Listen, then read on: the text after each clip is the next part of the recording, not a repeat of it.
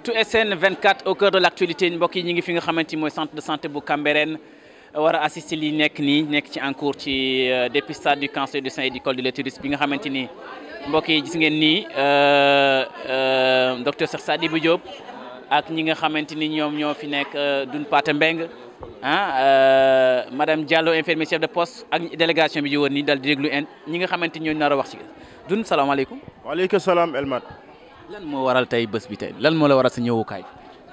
Elmat jërëjëf ci question bi wax naa ko sànq ci interview bi un autre doon def danoo ñëw tey ci centre de santé bi pour féliciter le personnel de santé de Cambérène en général muy ñi nekk ci centre de santé bi mais ñi nekk ci aussi ci poste de santé Cambérène 2 ñu amoon 2 journées phares le 27 ak le 29. ñun ñuy ay acteurs de développement bëgg a bokk ci ñi nga xam ni dañuy apporter une contribution significative pour le développement de Cambérène dans tous ces secteurs loolu moo ñu fi indi tey xam ni c'est une journée importante ñu koy organiser ak le district ñu ñëw indi suñu participation ci journée boobu di aussi am sensibilité ci dépistage du col et dépistage du sein parce que cancer du sein ñëpp xam nañ ravage yi muy def au Sénégal jëmale ci femmes yi donc dafa nekk journée yi nga xam ni ñun sànnu daf ñu intéressé et li tax ñu ni dañuy déplacé wu ñëw mooy solo boobu ñu jox journée bi di ñëw di féliciter tout le centre de santé docteur Diop vraiment ñu ngi jël remerciement yooyu ak félicitations yi di ko teg sa loxo nga jàllale ko l'ensemble du personnel de santé de Cambérène. Doune ban note ngay jox ci personnel santé bu Cambérène bi comme ni nga ko waxee d'ailleurs le 26 le 27 bi ñoo doon defaat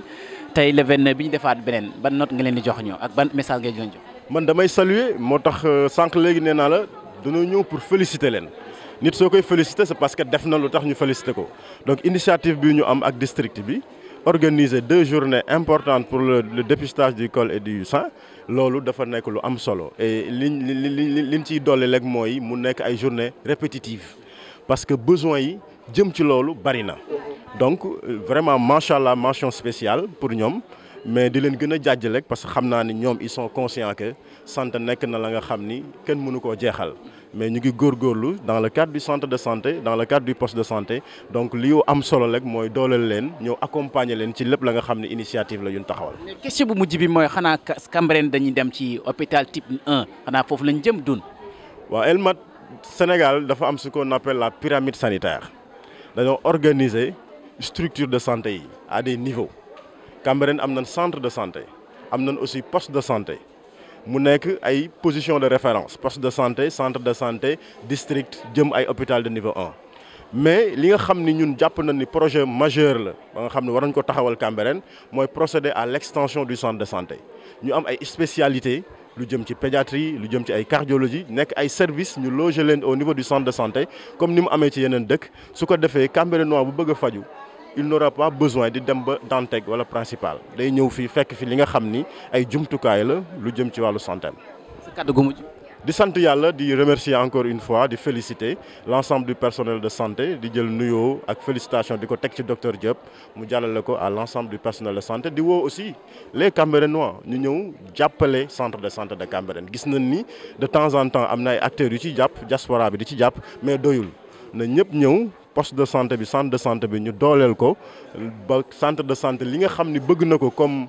jumtukaay centre de santé bi am ko. donc loolu mooy suñu dernier mot. madame Diallo bu nekk infirmière chef de poste ñoom it le 27 bi lañ ko doon def madame Diallo tey ban yëg-yëg nga am ci 29 bi ñu ngeen def ni centre santé de Cambérène. merci Elmat maa ngi may ma mu nuyoo ba pare maa ngi commencé si bismillahi rahmaani rahim di sant yàlla bu baax di julli si suñu yonent sallallahu alayhi wa sallam di nuyu xalifa général Layène Mamadou Mactar Laye di ko ñaanal yàlla guddal fanam di ñaanal sunu papa sëñ Ablaye Thiaw Laye fi mu nekk gënal ko àdduna ci barke la ilaha illallah di nuyu Seydina Issa Laye di nuyu monsieur le maire di gërëm sama jëkkër bi ma permettre tey autorisé tey ma ñëw fii kontaante bu rëy la ñu ñëwee fii ñun poste de santé Cambérène ànd ak CDS bi si ndigalu docteur Diop parce que docteur Diop mooy sunu médecin chef Cambérène su ayee ñun si personnel am la ñu bokk dépistage bi suñu dépistage la moo tax tey ñun ak CDS bi ñu ñëw bokk ak personnel centre de santé bi lépp pour aar population Cambérène ñu nekk ci jàmm pour dépistage bi ñu mën a dépister suñu famille sur le col sur le dépistage contre le cancer du col et le cancer du sein. tey jigéen ñi kontaan nañ gis nañ loolu parce que mobilisation bi bëri na lool ci biir ak ci biir yëpp nit ñaa ngi rang. waaw lii rek mooy wane Cambérène benn la parce que ku nekk dépistage bi da nga ko def sa dépistage ñëppay sensibiliser chef de quartier yi bàjjenu gox yi relais communautaire yi personnel bi groupement féminin yi ku nekk sa bës nga ko def moo tax sensibilisation bi su ngeen xoolee ni nit ñi teel nañu wuy ci centre de santé bi comme niñ ko defee woon keroog ci poste de santé bi te lii mooy wane ni wérgu yaram askan bi saxal na population bi saxal na acteur communautaire rawatina ñun corps médical. docteur Cheikh Sadibou Diop nuyu nañ la. Elmat maa ngi lay ziare di la nuyu man tamit. docteur Cheikh Sadibou Diop ndax tey ban yëg-yëg nga am tey ci centre de santé bu Cambérène tolloog 29 octobre 2021 pendant ñaari fan moo des weer bi dellu dee ñu ne octobre rose. waaw maa ngi lay delloo ziar di gannaaw bi ñu sant yàlla julli si yonent bi tedd sallallahu alayhi wa sallam nuyu mboolem sang yi nekk fii jiital si kii kilifa sang yi Mamadou Makhtar yàlla saxal ko suñu kanam nuyu mboolemu chef coutumier yi nekk fii muy chef de village beeg chef religieux yi fi nekk boole si ak responsable yi fi nekk yëpp notamment sama xarit sama muy Doun Paté bi nekk nii suñu wet nuyu aussi le maire dégg naa ni jaar na fi ñu ngi koy ziare ñu ngi nekkoon si benn cérémonie aussi au centre de santé Mame Abdou lancement campagne lu ñuy wax planning familial avec le directeur de cabinet du ministre de la santé di am vraiment mbégte di am mbégte à la fois si population Cambérène parce que waa population Cambérène wane nañu aussi ni seen wér-gu-yaram ñor na leen donc bu ñu nee dañuy def dépistage du cancer du col de l'utérus c'est-à-dire saytu wér-gu-yaramu butitu njurugaayu jigéen yi ak weenu jigéen ñi donc ñoom ñëpp ñu teel a ñëw parce que man depuis 6 heures du matin donc déjà amoon nañu 200 inscrits pratiquement si buntu bi presque ay 6 heures 7 heures du matin donc pour dire que nag ñor na leen ba léegi donc ñu ñëw fekkaat fii ñu ngi continuer di def activité bi du ñu am lu dul mbégte boobu nag dañ koy lawal aussi comme ni Doun Paté waxee di remercier di féliciter aussi waa poste de santé Cambérène dama wax Cambérène 2 parce que Cambérène benn la donc poste de santé Cambérène ñi nga xam ni madame Diallo moo ko jiite ak équipe am bi nga xam ne ñoom tamit le 27 def nañ fa lu am solo ba vraiment district bi yëpp rafetlu ko waaw ba mu taaru ñu am ay résultats yu satisfaisants aussi sur le plan vraiment dépistage yi ñu fa def ñu dellu si aussi Cambérène centre de santé donc di remercier personnel bi pour seen cawarte pour aussi seen engagement si liggéey bi parce que ñu ngi liggéey depuis ay at ñu koy def fi ànd nañu ak lu bari ak ay ONG di organiser ay journées de consultation gratuite te toujours aussi nii rek lay mel donc dañuy gis engagement wu personnel bi mais aussi engagement wu population bi donc ñu ngi si am mbégte bu baax di gërëm aussi ñëpp ñi si jàpp def seen loxo ñi si def seen loxo muy personnel de santé bi ak personne ressources yi nga xamee ni ñoom ñëpp ku nekk def na si sa loxo ak soutien moral bi nga xamee ni def nañ ko si journée bi nga xamee ni moom lañ doon def tey. bu ñu weesoo loolu dinaa laaj ndax docteur Cambérène jot na am hôpital type niveau 1 est-ce que Cambérène attan na hôpital est-ce que jot na mu am ko. waaw mais comme ni ko mon cher ami Doun Paté wax dama dafa am pyramide sanitaire donc pyramide bi dañ koy décliner en fonction de la population donc normalement population bi ni mu toll. noonu la ñuy saytoo seet ni kii war na am hôpital bon léegi nag li si am solo mooy nañu def tout pour que li nga xam ne moom la ñuy dem seeti ji hôpital mu mën fexe ñu dajale ko mu am si biir centre de santé Cambérène te def naa ni ñu ngi si ay jéego yi ñu ngi si taxaw te ñu ngi si def loo xam ne ni vraiment fii ak ay weer wala fii ak ay weeri weer dañu gis yeneen spécialité yu fi nekk ak yeneen unité de service yoo xam ne dinañ fi notamment ay radiologie yeneen spécialités yi ba léegi ñu ngi fiy am cardiologie mu ngi fi am ORL baa ngi fi nekk urologue bi mu ngi ñëw dermatologue baa ngi fi ñëw diabéto bi aussi ñu ngi koy def fii donc pratiquement li nga xam ne yu bari ñu ngi koy def hôpital à part chirurgie rek la ñu amagul fii donc loolu tamit dina gën a yokk wér-gu-yaramu population bi dina gën a yokk aussi xarañte yi nga xam ne ni mooy am xarale yi am si biir centre de santé bu Cambérène. question bu mujj bi mooy lan mooy fi wutal lan la fi góor ñi di wut parce que comme dañoo octobre rose te jigéen ñi moom ñooy dépisté lan la fi góor ñi di wut docteur. mais Almat yaa ngi may retaan mais buñ ne jigéen wax góor buñ ne wax jigéen wax góor c'est un couple Madame Diallo m'a bien corrigé c'est un couple ça veut dire que buñ ne dañuy saytu butu jurugaayu ku jigéen wala weenu ku jigéen ñu ngi seetaale aussi bosu ku góor gi ndaxte lu ñu gis si ku jigéen gi feeñ na aussi si bu góor bi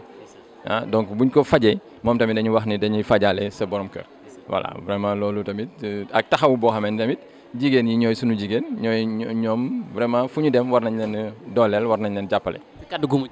mais maa ngi gërëm de façon maa ngi xaar léegi médecin chef district bi war na fi ñëw moom tamit pour vraiment magnifier li nga xam ne moom la ñu def fii ñëw jógendoo Mame Abdou mu ngi ñëw fii sama kaddu gu mujj du dul gërëm ñëpp ñoo xam ne ñoo nekk biir population Cambérène vraiment gis naa seen taxaw gis naa taxaw sama xarit Doun Pathé nga xam ne ni ak vraiment collectif bi mu nekk àndal vraiment ñu ngi jàpp si bu baax si wér-gu-yaramu population Cambérène vraiment loolu ça me va droit au cœur et je le tiens à le saluer maa ngi gërëm aussi waa poste de santé Cambérène donc nga xam ne ni madame Diallo moo ko jiitee ak madame Mame Fatou moom nga xam ne depuis si suba mu ngi fi jàppale nañu ak waa CDS bi gis nañu ni daal vraiment centre de santé bi ak poste de santé bi benn la gis nañu aussi ni centre de santé bi poste de santé bi ak district bi benn la donc lépp loo xam ne ni am nañ ko fii mu mën a dem si feneen dinañ ko def pour ñu bokk ko ñu liggéey si voilà loolu daal moo doon vraiment kaddu bu mujj bi nga xam ne ni lu dul kaddu gërëm ak di gërëm aussi waa CDS bu centre de santé Cambérène parce que bu journée bi amee tamit def nañ si seen loxo bu baax a baax voilà vraiment mention spéciale au CDS de Cambérène. salaamaaleykum docteur Sy. merci bonjour. maaleykum salaam. tey lan moo waroon sa tànk tey fii. dañu ñëwoon nuyoo si ñi nga xam ne ñoo nekk ci centre de santé Cambérène commencé ko ci bi nga xam ne moom mooy médecin chef bi jaarale ko ci CDS bi wàcce ko ci ñëpp ñi nga xam ne personnel la ñu nekk fii ci centre de santé bi. tey bi nga ñëwee fekk nga fi li mel dépistage du cancer du sein et du col de l'utérus man ndax am nga satisfaction. waaw kontaan nañ parce que c'est directive nationale la dañu jon note ministérielle bu ñu wax nañu marqué octobre rose ci structure sanitaire yi ñu waxtaanee ko ku nekk jël sa bés ñëw nañ fi fekk nañ fi lépp li nga xam ne digle woon nañ ko bi ñu dugg see fekk nañ fi organisation bu impeccable leneen li ñu gis mooy engagement parce que sage-femme yi dañu wane pas-pas àndandoo kook seen i major àndandoo kook seen i médecin parce que bi ñu ko commencé dañu ne nañ ko dénk sage-femme yi mais bañ ko dénkee sage-femme yi dañu lëkkaloog infirmier chef de poste yi lëkkaloog major yi seeni médecin chef jël affaire bi nangu ko ci ñoom ku ci ne jiital taxawaay bu mot sëkk moo tax tey jii man kontaan naa ci li nga xam ne noonu lañ tëralee octobre rose bi kontaan naa ci li nga xam ne moom laa fekk tey jii ci centre de santé Cambérène. docteur ban message nga jox jigéen ñi parce que événement wu jigéen la tey fa mel ni ñoom ñëpp dañu rose. waaw ñëpp dañu rose mais du arrêté ci rose bi message la octobre rose li tax ñu di ko jot mooy xeexu cancer yi ñuy xeex mooy cancer des femmes cancer gynécologique yi nga xam ne jigéen lay dal te comme ñun jigéen lañ dañ ne ñun ñi nga xam ne jigéen lañ rawatina sage-femme yi nañ ko def muy seen xeexu bopp ñu dimbale suñu mbokku jigéen ñi nga xam ne ñi ngi ci kër yi ci xamuñu li leen di yoot ñu éviter li nga xam ne mooy cancer yenn cancer yi ñuy éviter mooy cancer du sein loolu niñ koy éviter mooy palpation bu fekkee ne defal nañ la autopalpation doon ñu lu mu tuuti buñ ko dajee bu boobaa ñu yóbbu la nga def rajo ñu defal la aussi yeneen seet pour que nga mën a mucc ñu dindi ko ci anam yu gën a gaaw su ko defee nit ki mën na cee mucc cancer gynécologique nag ni ñu koy waxee dafay cancer boo xam ne dafay yéex ni muy demee ci nit parce que dina def ay at mu soog a toog ndax dafa am lu nga xam ne moo ko jiitu li ko jiitu mooy doomu jàngoroy HPV dégg ngeen ñoo vaccination HPV yooyu yëpp ci cadre bi la buñ ne HPV bu fekkee ne nit ki vacciné na doomam HPV avant muy dugg néegu sëy yàlla mën na ko musal ci cancer bi su demee ba nga xam ne dugg na ci néegu sëy nga xam ne c'est trop tard pour que ñu vacciner ko li mën a def mooy li ñuy wax ni dépistage bi boo ko defee am na ci lésion yoo xam ne moom la ñuy wax lésion précancéreuse suñ ko gisee dañ koy dindi suñ ko dindee nit ki mën na mucc donc ça veut dire que bëri nay étapes yoo xam ne nit ki dina ko franchir bala muy yegg ci stade du cancer moo tax ñu bëgg jigéen ñëpp ñu di leen ñaax na ñëpp dem ci centre de santé yi ku dugg ci bureau sage-femme bala nga faa jóge ne ko madame est-ce que doo ma seetal ndax aw ma jàngoroy cancer du sein wala est-ce que aw ma jàngoroy cancer du col ne ko it am naa doom boo xam ne am na entre 9 et 14 ans dama ko bëgg a indi pour mu ñàkku si su ko defee nga indi ko ñu nga xam ñu mën a xeex yi nga xam ne mooy ñaari cancer yi nga xam ne dafa lëmbale jigéen ñi jërëjëf. kàddu gu mujj. di jaajëfal waa centre de santé Cambérène ñoo aye tey mais aussi l'ensemble du district tey jii maa ngi lëkkaloog ñi nga xam ne ñëpp ñoo nekk ci yeneen centre de santé yi docteur Senghor docteur Thiaw ak yëpp képp koo xam ne yaa ngi sage-femme ci biir gox bi yaa ngi ànd ci xeex bi. parce que ku aye say morom ak say ñooñ dañuy ñëw jàppale la sotle la donc loolu muy engagement fort boo xam ne man dama koy rafetlu